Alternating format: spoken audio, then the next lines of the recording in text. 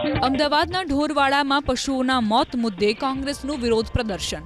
માલધારીઓના સમર્થનમાં શહેર કોંગ્રેસ પ્રમુખ હિંમતસિંહ પટેલની આગેવાનીમાં ધરણા યોજવામાં આવ્યા। હિંમતસિંહ પટેલે આરોપ લગાવ્યો કે ઢોરવાડામાં ગાયોને પૂરતું ઘાસ નથી અપાતું, જેના કારણે રોજ ગાયો મોતને ભેટી રહી છે।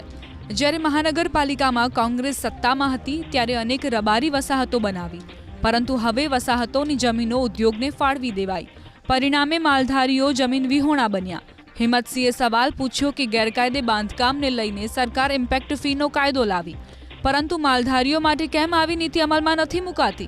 અમદાવાદ મહાનગરપાલિકા કચેરી બહાર માલધારીઓનું હલ્લાબોલ।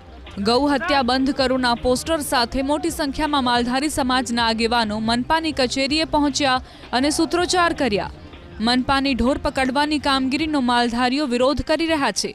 પશુ માલિકોની માંગ છે કે લાયસન્સ માટે લાઇટ બિલ અને ટેક્સ બિલ દસ્તાવેજી પુરાવા તરીકે માન્ય રાખવામાં આવે। મનપાની ટીમ ઢોરવાડામાંથી પણ પશુઓ ઉપાડી જતી હોવાનો આરોપ છે। માલધારીઓએ અધિકારીઓને 24 કલાકનું અલ્ટિમેટમ આપ્યું। જો 24 કલાકમાં કોઈ નિર્ણય નહીં લેવાય તો ઉગ્ર આંદોલન કરાશે।